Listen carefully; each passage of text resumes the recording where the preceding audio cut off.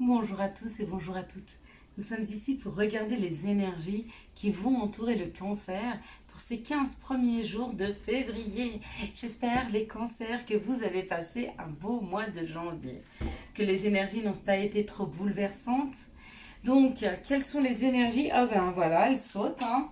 Elles veulent déjà nous parler. C'est parti. Allez. Donc, quelles sont les énergies qui vont nous entourer, nous accompagner pour ces 2 premières quinzaines du mois de février? Donc, nous serons sous l'influence pour ce mois de février des nouvelles. Donc, on parle, on communique, hein, on reçoit des réponses positives, négatives, on envoie des courriers. Enfin bref, on est vraiment sous l'influence d'une effervescence au niveau de la communication, nous, les cancers. Hein. On y va de 4, 6. Si on veut nous en donner une petite, sinon ça ira. Et ben voilà, on veut bien nous donner une petite carte de synthèse. Allez, on y va. J'en ai vu une ou deux sauter qui se sont un petit peu retournées. Je les ai vues. Franchement, on n'a pas de mauvaises cartes, hein, les cancers. Donc, je dis nous parce que je suis cancer. Donc, je vais me mettre dedans. Donc, je vais dire nous. Hein. Allez, bon ben, écoutez, on nous parle d'une personne qui a un côté masculin développé. Est-ce que c'est vous ou pas? Est-ce que c'est moi? Ou est-ce que c'est quelqu'un autour de nous? Ou peut-être que ça peut représenter aussi l'action. N'oublions pas que le côté masculin, c'est aussi ce côté où on se met en route. On se met en action, on avance. Oh, carrément. Hein. Alors là, on est sur une personne qui a du caractère, une personne qui est haut placée dans la hiérarchie. Ça nous parle d'un patron, ça nous parle d'un chef, d'une personne qui a un leadership. Hein. En tout cas, une personne qui peut tenir un monde dans ses mains. Hein. Donc, c'est une personne qui a un positionnement de chef, hein, de chef de famille, de chef d'entreprise. En tout cas, c'est une personne qui a du caractère. C'est une personne qui a du caractère et peut-être que cette personne, puisqu'il y a la paix, est sécurisante. Peut-être qu'elle sait prendre sous son aile les personnes pour les sécuriser, pour les amener, pour les guider. C'est peut-être ça l'action, c'est peut-être nous, le cancer, ce qu'on a à faire ce mois-ci, c'est peut-être prendre les gens sous notre aile et les amener avec nous, les sécuriser, hein, leur dire, leur donner une autre perception des choses, surtout aux personnes qui sont les plus fragilisées par des épreuves ou parce qu'ils sont en train de vivre en ce moment dans la vie. Hein. Si vous êtes suffisamment équilibré, si vous avez su vous protéger et vous vous sentez en sécurité, vous pouvez aider les autres, hein, à retrouver cette paix, cette sécurité. En tout cas, moi, je vous y invite. Hein, je vous y invite. Et on souffle.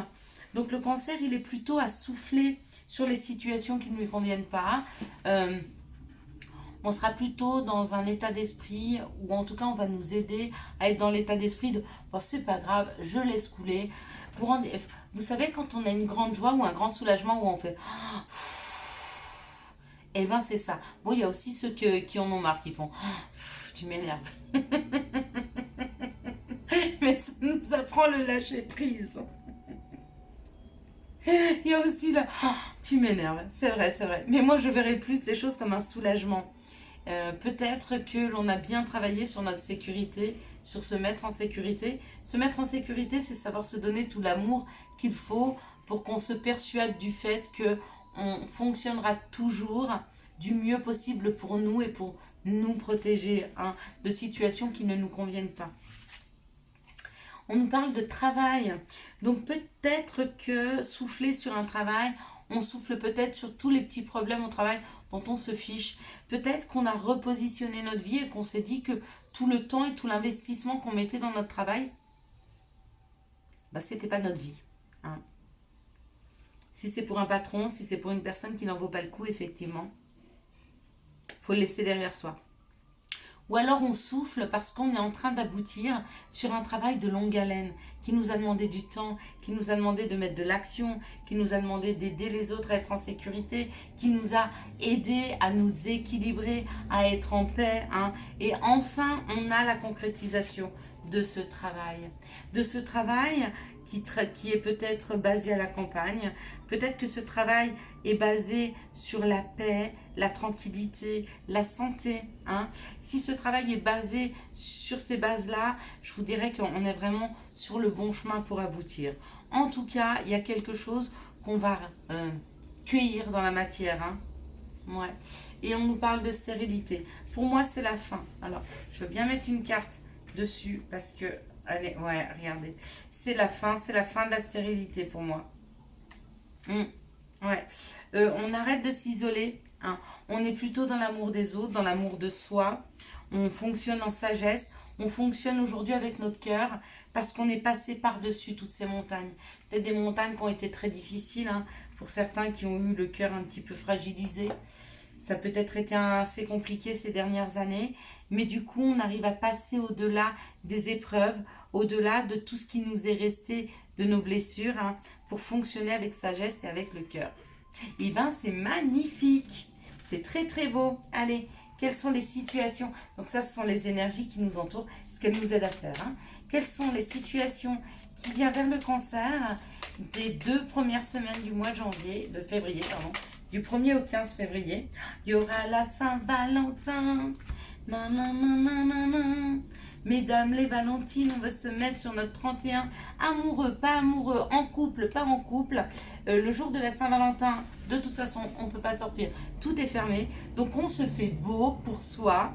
On se fait beau, on se fait plaisir. Et c'est cadeau. Il y a un cadeau qui arrive dans la matière. On va être récompensé des efforts qui ont été fournis. Hein. Le cancer, c'est quelqu'un qui est qui est émotionnellement très impliqué dans sa vie professionnelle, dans sa vie familiale. C'est quelqu'un qui a des fois les émotions à fleur de peau parce qu'il ressent beaucoup. En même temps, c'est quelqu'un qu'on a équipé d'un sacré caractère. Donc, il a peut-être mis beaucoup, hein, cette année. Il est en train de semer beaucoup dans la matière. Il est peut-être temps qu'il récolte. Donc voilà pour nous, hein, consultantes et consultants, il y a un cadeau. Et on nous le dit encore, il est pour toi. C'est ton cadeau. Eh bien, merci beaucoup. Moi, j'accueille. Je suis pour. Bon, alors le cadeau, c'est pas la maladie. Le cadeau, c'est peut-être l'ouverture du 3e œil, peut-être l'ouverture d'une écoute. Hein. Ou alors, c'est un cadeau qui est en rapport avec la santé. Oh, la santé et le bonheur. Peut-être que le cadeau, c'est un bonheur retrouvé dans une situation difficile, dans une santé difficile. Peut-être qu'on retrouve, pour ceux qui avaient une santé un peu touchée, hein, une petite maladie ou quelque chose qui les touchait, il y a un bonheur qui se pose sur cette santé. Pour d'autres, c'est vraiment arriver à s'écouter pour trouver le bonheur.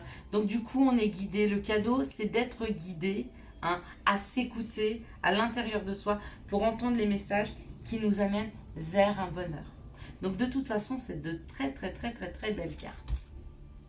C'est cadeau. Eh ben moi je prends. Je prends les bons cadeaux. Quelles sont les énergies d'amour qui arrivent vers nous? Hop là. Ces 2 premières semaines du mois de février. Allez, jusqu'à la Saint-Valentin. Jusqu'au 15. 14 ou 15. Allez. Quelles sont les énergies d'amour qui vont nous accompagner? Waouh! Il y a des coups de foudre, mesdames et messieurs. Il y a des coups de foudre. Il y a des coups de foudre. Bon, des coups de tonnerre aussi. Allez. Donc, faites attention aux coups de tonnerre. Coup de foudre, d'accord. Coup de tonnerre, non. Hein. Quels sont... Hop là. Bon. Je ne crois pas qu'on puisse lire tout le paquet. On en est où? Eh bien, il y en a assez. Bon, ben voilà, c'est fait. Ok. Alors, moi, je voulais que la vidéo dure pas plus de 10 minutes. Eh bien, ce sera entre 10 et 12. C'est très bien. C'est ce que je voulais. Allez, hop. Peut-être un tout petit peu plus. On va voir. On va essayer de s'activer. Donc, on nous parle d'un coup de foudre. On nous parle d'un coup de foudre ou on nous parle de chambouler les choses. Hein.